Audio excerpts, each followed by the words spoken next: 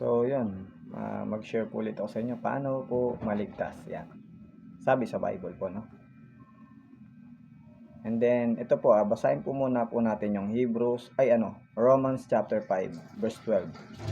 Sabi po dito, wherefore, as by one man sin entered into the world, and death by sin, and so death passed upon all men, for that all have sinned.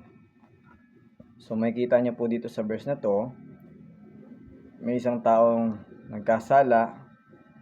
Sila Dan Eva po yun yung one man na nagkasala na sin. Na nagkasala po, no?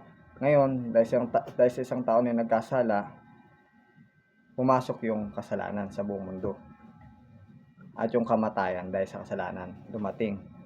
Ngayon ang lahat ng tao ay nagkasala at makasalanan, no? So ngayon, sinasabi din ng verse na to, ito yung identity natin. Born sinners tayo, wicked evil, no? Hindi natin kayang kumawala dito sa ganitong sistema. Born wicked evil tayo. Born sinners, wicked, simple, no? Hindi natin kayang kumawala dito, magbago. So makikita nyo sa verse na to, ito yung identity natin na minana ng kasalanan kay Dan Eva. Kaya mapapansin nyo, kahit bata pa lang ay matindi na ang kasamaan kasi ito yung dahilan, yung identity natin. Napasa-pasa ang kasalanan. Dahil kay Adan Eva, pumasok ang kasalanan. One man, no? So, ito naman po yung Hebrews chapter 10 verse 14. Ang sabi ng Hebrews chapter 10 verse 14, for by one offering, sino po yung one offering na to? Si Jesus Christ po yun yung one offering. Nagbayad ng ating kasalanan ng dugo buhay niya doon sa krus ng Kalbaryo, ng death, burial, and resurrection niya.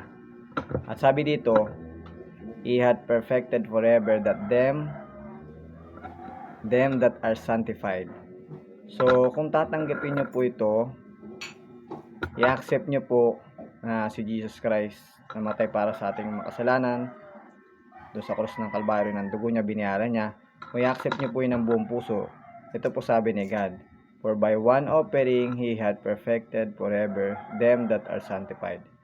So, in-accept mo si Jesus, itong sabi niya sa Bible, perfect ka na forever at wala ka ng kasalanan at malinis ka na because of the blood of Jesus Christ at saved na forever, saints na.